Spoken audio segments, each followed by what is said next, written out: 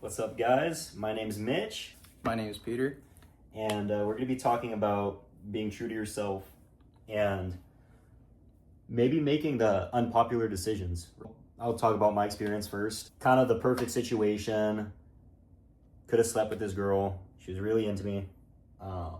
And she wanted no strings attached, like just whatever, or strings attached. Like, super cool. Like, couldn't have a better girl to be talking to for just multiple reasons.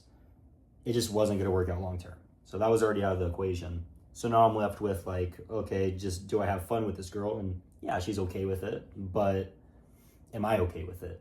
I'm trying to be Catholic or as good as I can be, right? I have good days and bad days, but I try. And you know, there's failures every day, right? It could be something super small, it could be something major, but that taking it to the level of having sex, right? Like, I don't care who you are, like, that's gonna hit you some type of way. Yeah, so I had this opportunity, all this stuff. Like I said, perfect situation, and I was just like, in here, I just can't do it. Like, I just can't. And I told her that, and we still talk to this day, because I don't see it being long-term, so I don't want to mess around and mess with feelings and stuff. But very much the unpopular opinion, like, nowadays, because everyone just wants to go and sleep around and all this stuff, and hey, like, I'm not gonna talk shit because they're raised a certain way or not raised, and like they're grown-ups, they make their own decisions, right? So I don't shame them, I don't say, hey, that's wrong. Just how I was raised, what I feel in my heart, I gotta be true to that. That's kind of my portion of like, if it's the unpopular thing and you're just doing something just to fit in, don't do that, right? And this was a very like, it was a very easy decision for me, but like there could be peer pressure stuff where it's like, if you're not really a drinker, right? And then your buddy's like, hey, let's have some drinks. I know with this guy, I try to give him a drink all the time, right? He sure does. He could attest for that. Never fails. And yeah, I fail every time. But why? Because I know this dude, and like, I'll say it like once, maybe twice, and if he's like, nah, I'm good, then that's it. And same thing, like, and he doesn't even ask anymore, but like, he vapes and stuff, and like, first couple times we hung out, and he had the vape, he's like, hey, you want a vape? I was like, no, I'm good. Next time we hung out, oh, you want, no, and then that was it. He knew I don't do it, and I know he doesn't drink, so, on the rare occasion, right, like, maybe we'll do it, but like, 99% of the time we don't do it. So, and we just have that respect and our boundaries of like what we do, what we don't do. So, and that's being true to yourself once again. So, and no matter what you do, be true to yourself. Don't change yourself for somebody else, bottom line. So, Peter, what do you think? Yeah, pretty good points there. So my experience, this is gonna go back years. That's all right. Talking about, we're old heads now, dude. We're old heads. we're unk status. We're 23, dude. man. These It's kids bad. don't know, bro. They don't know, bro. They will, but they don't yet. Freshman year, at my old high school, McNasty. Make nasty. There was this kid, real good kid, like super cool, super chill. Me and him, we pretty much clicked right away. Like, we had so many things in common. Like, he enjoyed video games. He enjoyed, riding bikes, because riding bikes was a big thing for us back then, since we couldn't drive. He didn't want to end up being like his brother, and his brother was a super big pothead, gang affiliated, had nothing good going for himself. And, that's why I chose to stick around with him, like hanging out with him, because he knew what he wanted for himself, or so it seemed. Things took a turn pretty quickly. So I would say maybe 3 or 4 months into our friendship, he started getting comfortable around the wrong crowd of people. They would be drinking, smoking, ditching class, doing all the things that I never would have thought about doing. Yeah.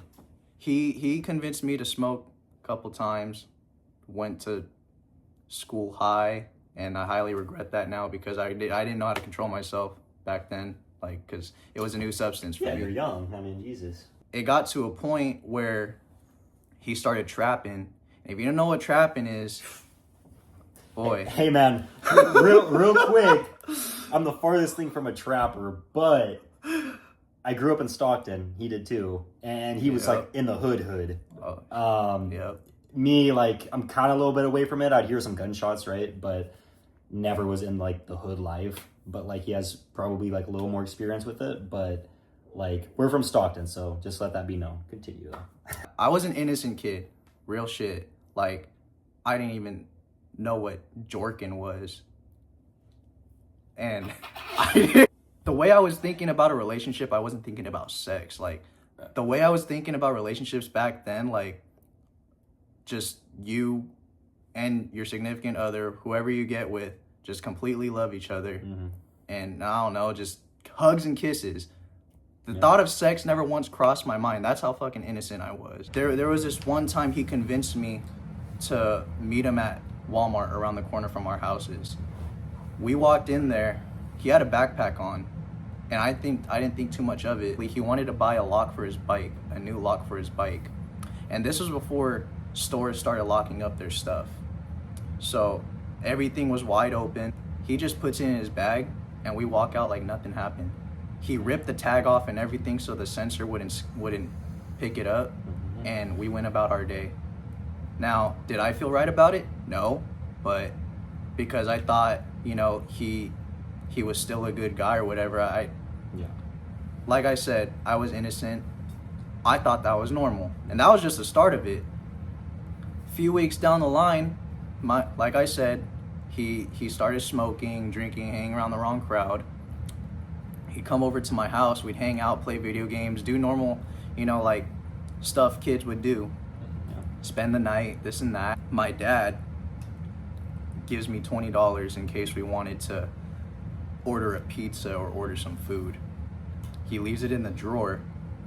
We weren't hungry, but the next morning, when we woke up, we got hungry. Like I said, hey, I remember my dad left me $20 in the drawer. Go look into the drawer, the money's not there. Oh no. I asked my dad, like, hey, did you or mom take the 20 that was in the drawer?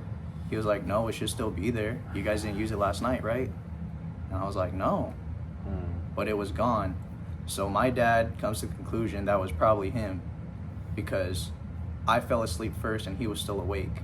So the only person that could have got into it was him. Me thinking that he was my friend, I defended him like so fast.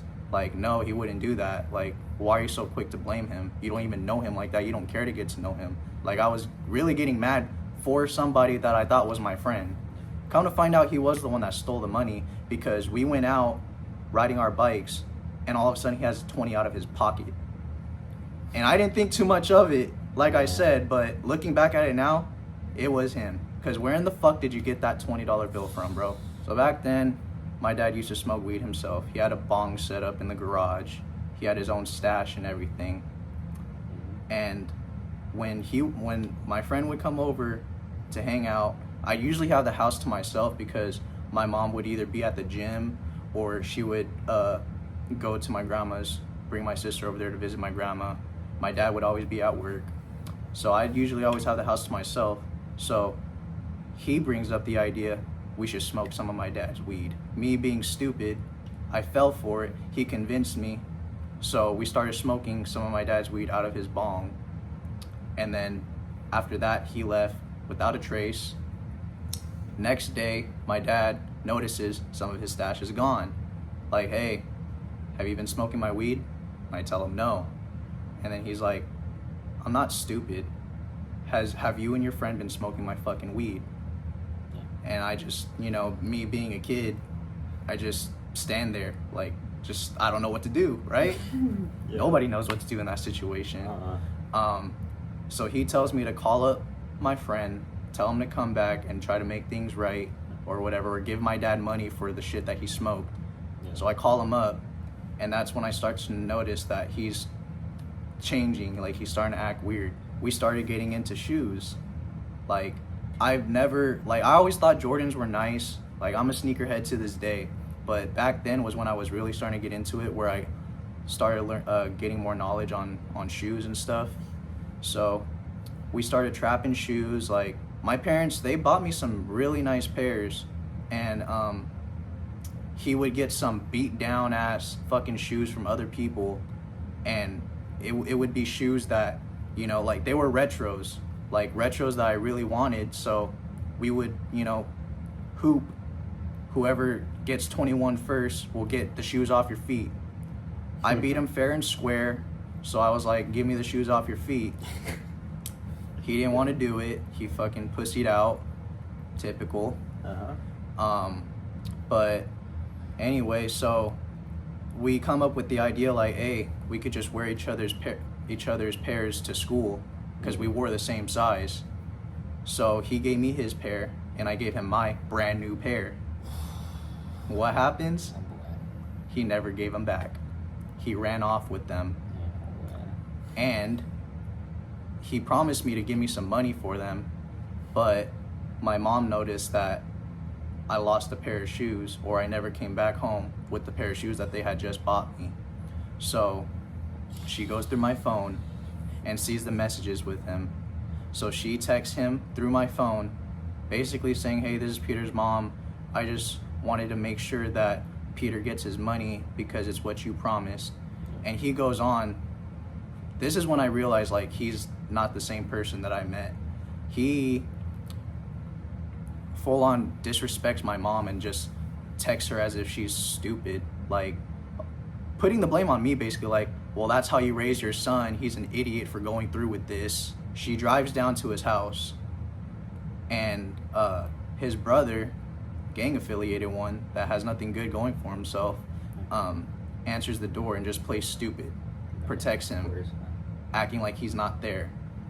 So it was a lost cause.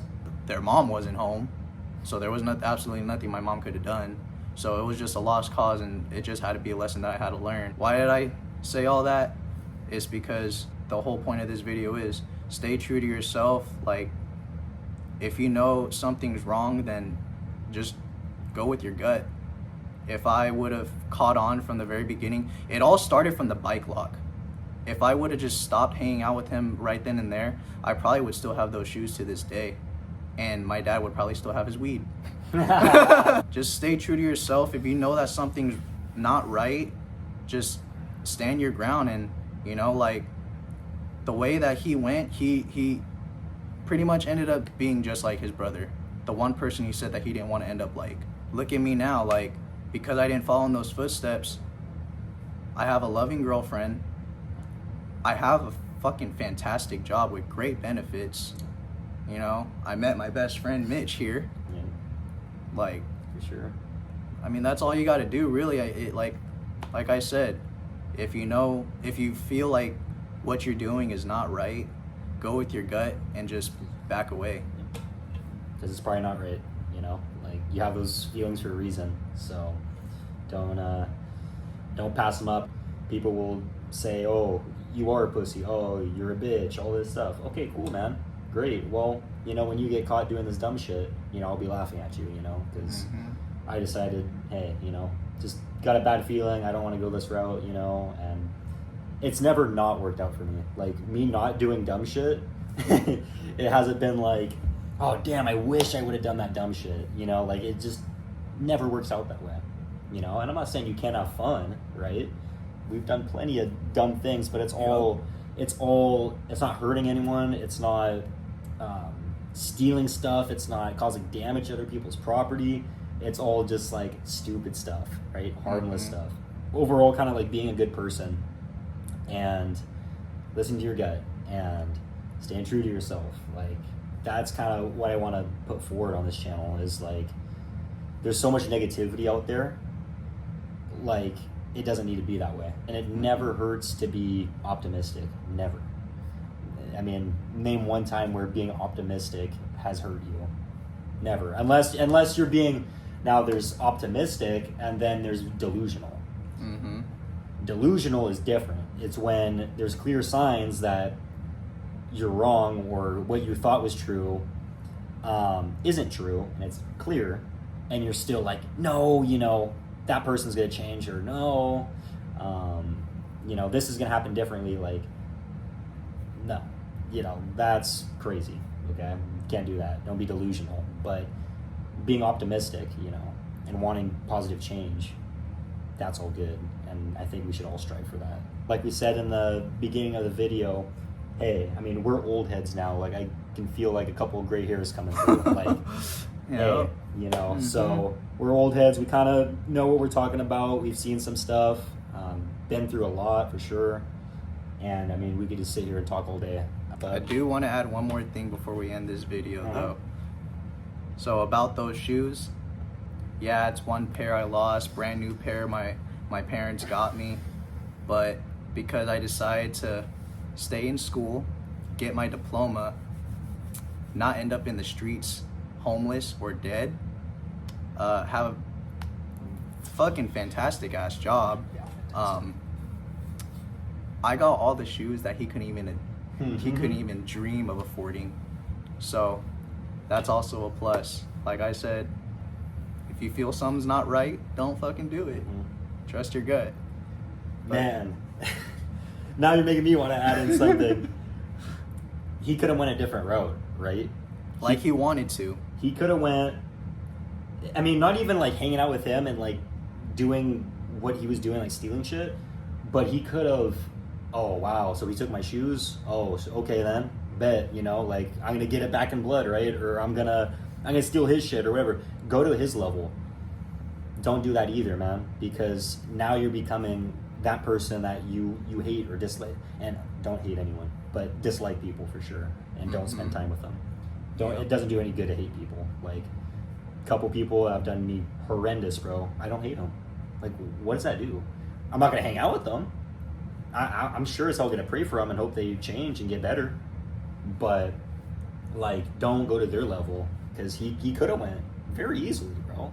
Like, and don't get me wrong, I did have those thoughts, but like I said, it wasn't right. It didn't feel right to me, and I know if I went through with it, I wouldn't even have gained anything from it. Well, thanks for tuning in, guys. I hope you enjoyed the next video, but yeah, if you enjoy these kinds of videos, make sure you like, comment, subscribe, do what you need to do to keep in touch with us, and we'll catch you in the next one. Peace.